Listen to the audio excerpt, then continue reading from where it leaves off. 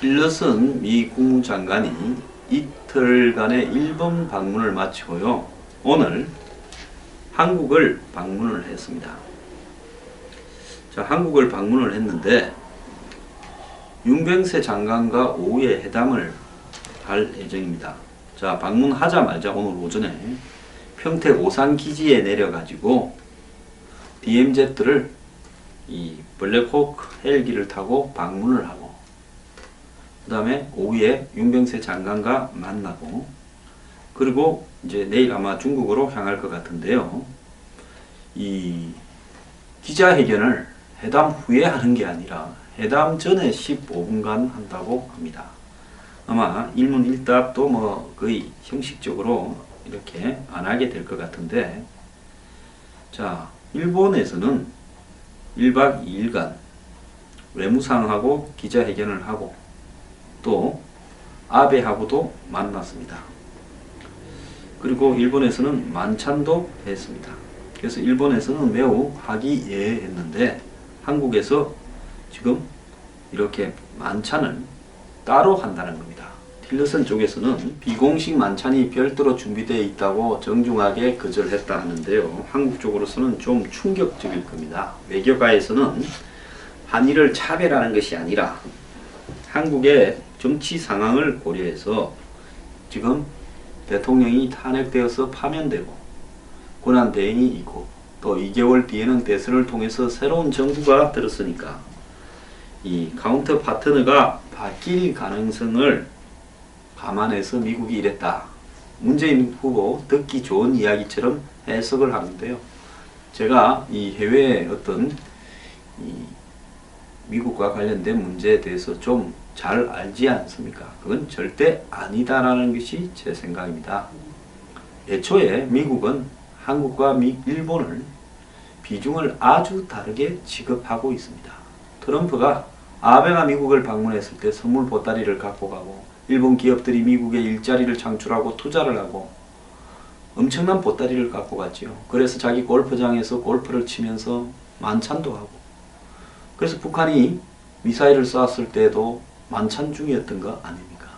이런 일본은요, 이미 트럼프나 미국의 입장에서 봤을 때 미국의 국익을 충실히 반영해주는 정말 진짜 우방이고요. 한국은 이미 연한이 다 되어 가면서 형식적으로만 우방이지 실제로는 한국의 여러가지 비밀스러운 이야기나 어떤 중요한 언급을 할 상황이 아니다. 미국은 지금 한국에 청구서를 잔뜩 준비해 놓고 있는데 한번 보십시오.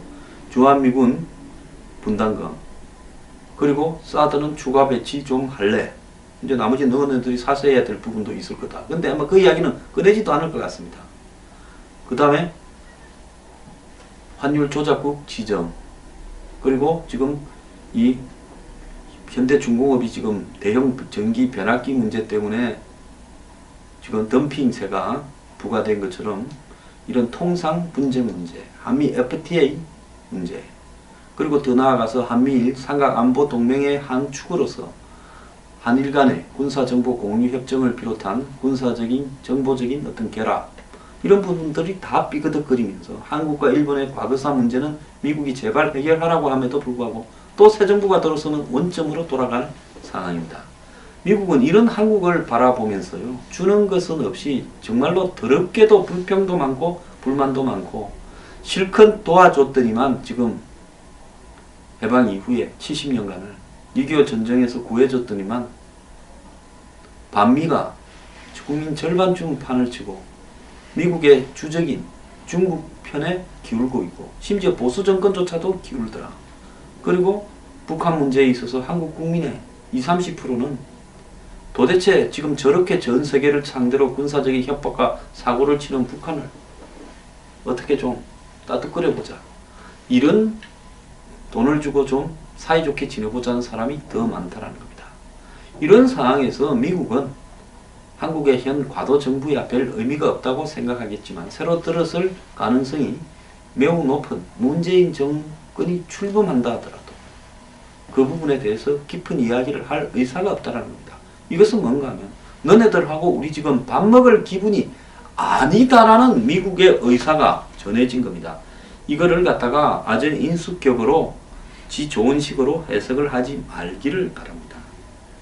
문 후보 잘못 해석하다가는 큰 코 다칠 수 있음을 충고합니다. 자, 틸러슨 장관은 일본 방문에서 뭐라 했는가 하면요. 애초 이번에 한중일 방문의 목적은 시진핑을 4월 초에 미국에 불러서 담판을 지을 때 트럼프가 그 내용에 대해서 한중일에 통보해주는 일종의 과정인데요. 일본하고는 지금 중국을 어떻게 다루고 북한을 어떻게 다루고 한국이 앞으로 정치적인 변화가 정권 교체 가능성이 매우 높은데 이거 어떻게 해야 되냐 하는 문제를 그야말로 오른팔처럼 신복처럼 해서 모든 상의를 했을 겁니다. 전략도 같이 짜고요. 그런데 일본에 왔다가 이제 트럼프하고 시진핑 만나기 전에 서로 이야기해야 될 부분을 조율하고 중국의 간을 보는 중국 방문은 있는데 그 사이에 한국이 있는데 한국을 빼고 만약에 일본에서 중국으로 바로 갔다 하면 미 국무장관이 일본 중국은 가면서 한국은 안 갔다고 이것이 마치 북한에 잘못된 신호를 주지 않겠습니까?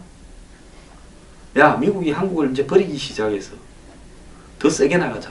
그래서 북한용으로 한국 방문한 거지. 한국 방문해서 미국이 털어놓을 정보도 없거니와 한국의 윤병세를 만나서 미국이 상의할 내용도 없을 거라고 보고 있습니다. 그런 사이에 서로 저녁 먹고 또 술 한잔 돌려봤자 불편하기만 하지 않겠느냐. 그런 입장에서 안 먹겠다라는 부분은 지금 여기도 안 했으니까 새 정권이 출범해도 우리는 우리가 정해놓은 가이드라인에 들어오지 않으면 새 정권하고도 개 닭볶듯이 지내겠다. 그런 이야기입니다. 자, 지금 여기 와서 저녁에 술 돌리고 밥 먹고 했는데 또 다음에 새 정권이 출범했을 때 미국하고 트러블이 발생할 가능성이 매우 높은데 그때는 또 그러면 안 먹는다 하면 탄핵되었을 때 임시로 땜빵질 하는 사람들하고도 밥 먹고 다 해놓고는 왜 우리는 상대 안 해주냐 미국이 튼다라고 이야기할 겁니다. 그러니까 지금 이렇게 가는 거예요. 미국 사람들은 앞날까지도 계산하면서 밥 먹는 것도 그렇게 합니다. 박통태, 아베가 한국에 방문했다가 박통이 계속 일본하고 무슨 위안부 과거사 시비를 걸리니까 청와대에서 밥 안 먹었잖아요. 한국이 먹자고도 안 했죠. 참 외국 정상을 불러다가 점심때가 됐는데 점심 직전에 끝내고 돌려보내는 일도요. 정말 기상천외한 일입니다. 솔직히 나는 박근혜 전 대통령이에요. 이런 형태에 대한 판단, 중국의 간과 썰기를 빼주듯이 하고 일본에 총리가 왔는데 점심 식사 전에 끝내가 아베가 청와대에서 나와서 인사동의 고깃집에 가서 같이 온 수행원들하고 갈비를 먹었다는 거 아닙니까? 한국에서 누가 접대해주는 사람도 없어서 대신 그래 놓고 어떻게 우방하고 관계가 잘 풀릴 거라고 생각을 하겠습니까? 그래서 틸러슨은 해야 될 메시지는 일본에서 다 했습니다. 일본에서 틸러슨은 북한이 다른 길을 걷도록 즉 나라다운 나라로 가도록 20년 동안 외교적인 노력을 해왔다. 자, 이거는 언제부터입니까? 지금 2017이니까 20년을 빼면 97년이죠. 클린턴 행정부 때 제네바 합의가 되던 시점부터 이야기를 하는 겁니다. 그때 북한이 핵을 시도하니까 미국이 영변에 그 원자로를 폭격하느냐 하다가 타협을 해서 이제 중수로를 건설해주고 어쩌 해도를 만들고 하면서 타협을 했지 않습니까? 그 시점부터 계산해서 20년간 핵을 만들지 말라고 설득을 해왔는데 실패했다. 북한이 위협이 증가하고 있는 만큼 새로운 접근이 필요하다. 그래서 일본의 외무장관과 회담 후에 기자회견을 했습니다. 근데 한국에는 회담 후가 아니라 회담 전에 기자회견을 합니다. 이건 뭔 말이겠습니까? 우린 너하고 만나는 거 형식이지 무슨 회담 후에는 무슨 이야기가 나왔느냐 물어서 하면 답하기가 곤혹스럽고 귀찮을 거 아닙니까? 그러니까 그냥 우리 뭐 하러 왔다고 회담 전에 해버리고 그러면 설명이 별로 길 것도 없지 않습니까? 그러고 회담 끝내고 가겠다는 겁니다. 그래서 일본의 기자회견에서는 미국이 수정을 진행 중인 대북 정책에 대해 의견을 나누고 틸러슨 장관은 이에 대해 일본과 의견을 교환했고 중국과도 하겠다 했습니다. 일본의 외상은 북한의 핵미사일 개발은 결코 용인할 수 없다는 인식을 공유했고 한미일 삼각 동맹이 연대를 하기로 했다. 즉 삼국이 연대하기로 했다. 이렇게 말을 했습니다. 미국의 대북정책 수정과 관련해서는 일본의 생각을 명확하게 전달했고 미국과 일본 간의 조율이 확실하게 됐다고 말했고 구체적인 내용은 밝히지 않겠다 했고 일본은 북한을 테러 지원국으로 재지정하는 데 대해서 찬성을 했다고 했습니다. 그리고 양국은 남중국해 문제에 대해서도 공동 대응을 하기로 했고 한일 간 위안부 합의에 대한 내용이 나왔는데요. 일본의 외상은 한일 합의는 한미일 협력을 토대를 만들기 위한 것이라고 틸러슨 장관에게 설명을 했습니다. 자, 그러면서 틸러슨 장관은 양국이 역사 문제를 다룰 때 고통이 따른다는 걸 안다. 한일 합의를 지지한다라고 말을 했고요. 그리고 아베 총리와 회담을 갖고 대북 공조 방안에 대해서도 이야기를 했습니다. 일본은 맹쾌합니다. 남중국해 문제, 지금 미국이 초미의 관심사로 중국을 이 주변국들의 영향력을 행사하고 중국이 이 남중국해, 태평양 북단을 장악하는 것을 막으려고 하죠. 이 부분에 대해서 일본은 무조건 지지한다고 합니다. 한국은 절대로 이런 말을 안 하지요. 우리가 약개구니까 이 대가는 우리한테 돌아올 수밖에 없는 겁니다. 미국 입장에서 한번 보세요. 우리 일자리 필요하면 미국의 공장들이 일체히 총리 주도하에 일자리를 수십만 개 만들겠다고 발표해버립니다. 자, 미국이 쟤들하고 우리가 좀 싸워야 될 건데 좀 도와줄래? 하이고 말도 마세요. 도와주시오. 쟤들 테러 지정국 좀 지정해야 되겠는데 어떡할래? 우리 100% 동의합니다. 일본은 이렇게 분명히 북한 문제에 대해서 이야기했을 겁니다. 한국 정권 바뀔 것 같아. 근데 그 정권은 지금 이전의 정권하고 또 다르다. 이전 정권도 우리한테 맨날 위안부 합의니 시비 걸었지만 한국에 바뀔 새 정권은 그건 비교가 안 될 정도로 일본하고의 관계나 미국하고의 관계를 불편하게 할 거다.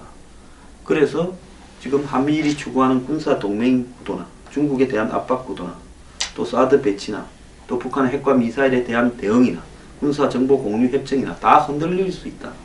이런 상황에서 우리는 미국이 그렇다고 북한하고 직접적인 대화를 비공식 채널을 가지고 하는 부분에는 우려를 가지고 있다.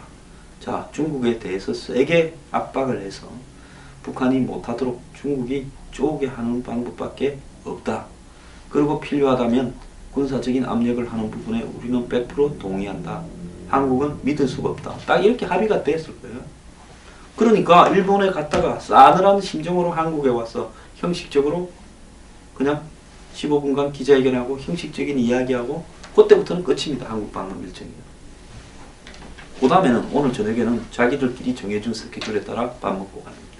자, 이게 오늘 한국이 부딪힌 현실입니다. 이 현실이요. 이후에 어떻게 다가올지 겁나지 않습니까? 겁도 안 날 겁니다.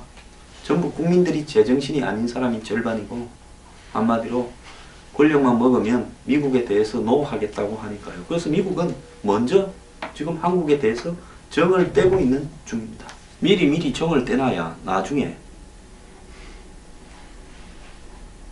손을 볼거나 냉정하게 계산을 하거나 이혼을 하거나 방 뺄 때 편하지 않겠습니까?